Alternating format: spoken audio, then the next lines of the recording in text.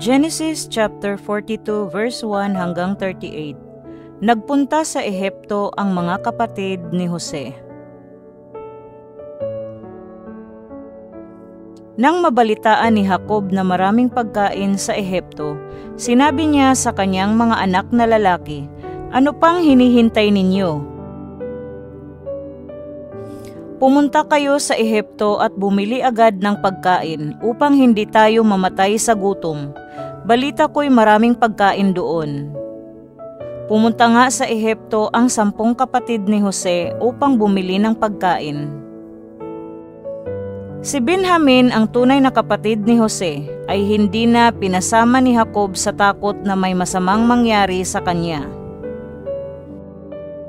Kasama ng ibang taga-Kanaan, lumakad ang mga anak ni Jacob upang bumili ng pagkain sapagkat laganap na ang tagutom sa buong Kanaan. Bilang gobernador ng Ehipto, si Jose ang nagbebenta ng pagkain sa mga tao, kaya't sa kanya pumunta ang kanyang mga kapatid. Paglapit ng mga ito, sila yumukod sa kanyang harapan. Nakilala agad ni Jose ang mga kapatid niya, ngunit hindi siya nagpahalata. "Taga saan kayo?" mabagsik niyang tanong. "Taga Kanaan po, naparito po kami upang bumili ng pagkain," tugon nila. Nakilala nga ni Jose ang kanyang mga kapatid, ngunit hindi siya namukhaan ng mga ito. Naalala niya ang kanyang mga panaginip tungkol sa kanila, kaya't sinabi niya, "Kayo'y mga espiya at naparito kayo upang makita ang kahinaan ng aming bansa, hindi ba?"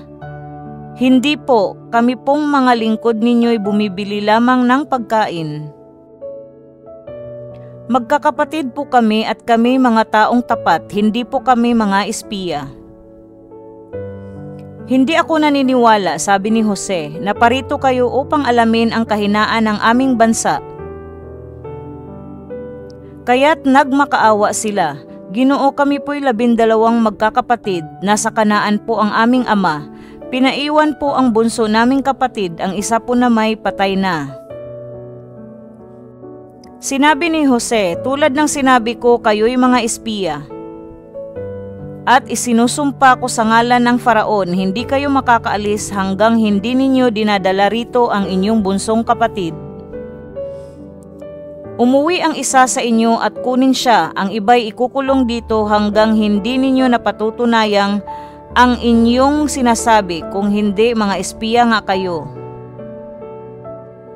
3 araw niyang ikinulong ang kanyang mga kapatid. Pagsapit ng 3 araw, sinabi ni Jose sa kanila, "Ako'y may takot sa Diyos, bibigyan ko kayo ng pagkakataong mabuhay kung gagawin ninyo ito.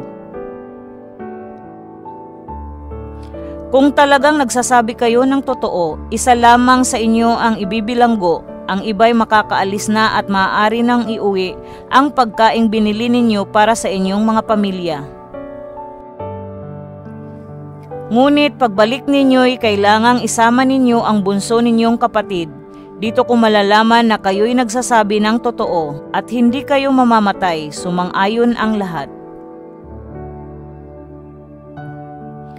Pagkatapos, ang sabi nila sa isa't isa, "Nagbabayad na tayo ngayon sa ginawa natin sa ating kapatid. Nakikita natin ang paghihirap ng kanyang kalooban noon, ngunit hindi natin pinansin ang kanyang pagmamakaawa, kaya tayo naman ngayon ang nasa kagipitan.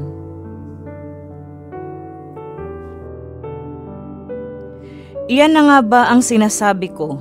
Sabi ni Ruben, "Nakiusap ako sa inyong huwag saktan ng bata, ngunit hindi kayo nakinig. Ngayon pinagbabayad tayo sa kanyang kamatayan." Hindi nila alam na nauunawaan ni Jose ang kanilang usapan sapagkat gumagamit pa ito ng tagasalin sa wika kapag humaharap sa kanila.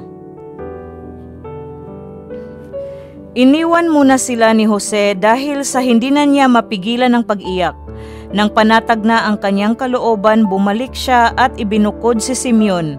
Ipinagapos niya ito sa harapan nila. Iniutos ni Jose na punuin ng trigo ang kanilang mga sako at ilagay doon ang salaping ibinayad nila. Pinabigyan pa sila ng makakain sa kanilang paglalakbay. Nasunod lahat ang utos ni Jose. Ikinarga ng magkakapatid sa mga asno ang kanilang biniling pagkain at sila'y umalis. Pagsapit ng gabi, tumigil sila upang magpahinga. Binuksan ng isa ang kanyang sako upang pakainin ang asno niya at nakita ang salapi sa loob ng sako. Napasigaw ito, ibinalik sa akin ang aking salapi, heto sa aking sako. Nanginig sila sa takot at nagtanong sa isa't isa, ano ang ginawang ito sa atin ng Diyos? Pagdating nila sa Kanaan, isinalaysay nila kay Jacob ang nangyari sa kanila. Sinabi nila, Ama, napakabagsik pong magsalita ng gobernador ng Ehipto.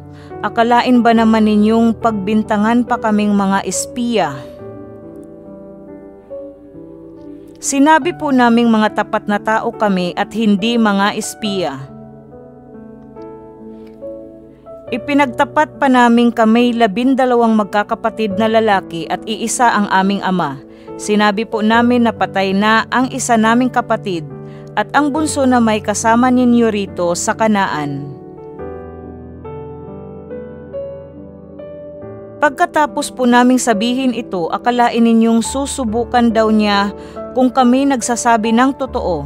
Pinaiwan po si Simeon at pinauwi na kaming dala ang pagkaing aming binili.